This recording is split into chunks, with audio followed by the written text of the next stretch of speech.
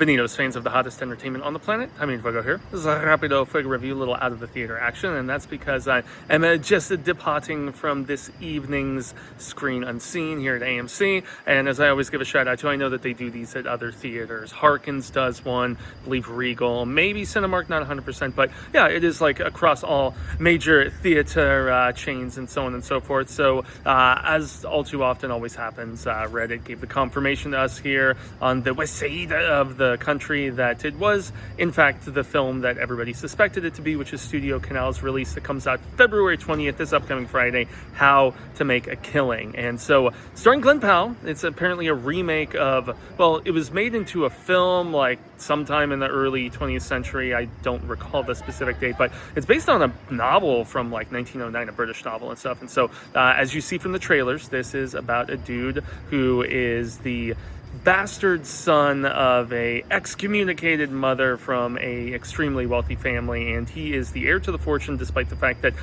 when his mom decided to have him, she was kicked out of the fam and whatnot. So he is all grossed up now, and he has a female friend played by Margaret Qualley that he has actually known since he was a kid, and she's very much she's from a well-to-do family herself, but nowhere near as much as this is what the Red Fellows, I think is what they're called or something. And so when they're kids and initially meet, and he's trying to impress her with, yeah, I'm an heir to a fortune, blah blah blah, she's like, yeah, if you're trying to impress me, you're doing a good job. So the trailers give it all away, obviously, the fact that he is going to slowly start cutting some branches from the proverbial family tree to speed up the process of being able to get some of this nasty, huge inheritance and stuff. And so, darkly comedic. John Patton Ford is actually the guy who wrote the script for this and directed.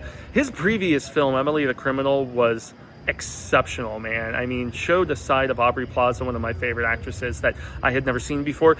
This is not as good as that, but definitely that small indie allowed him to get the kind of cast that he has in this. I mean, you have Bill Camp, you also, besides Qualley and Glen Powell, you have Ed Harris. I mean, some serious talent. Ed Harris actually has maybe like the top monologue sort of bit in this film, where he imparts some advice to Glen Powell in the third act when they finally get acquainted with one another, and he's like, look, life is all about hearing the story of rights and wrongs and so on and so forth. It comes to you through the wind, and one of the best skills that you can figure out in this life is essentially basically tilting your ear to the wind, kind of like what I'm enduring right now in front of this theater. And if you do it just right, they drone down to a whisper, and then eventually you won't barely even hear them at all. And so yes, it is about turn off the conscience, like Dave Mustaine says in the Megadeth song. So it's amusing, it's well written, well filmed and everything, not like instant classic or anything, but entertaining enough for a trip to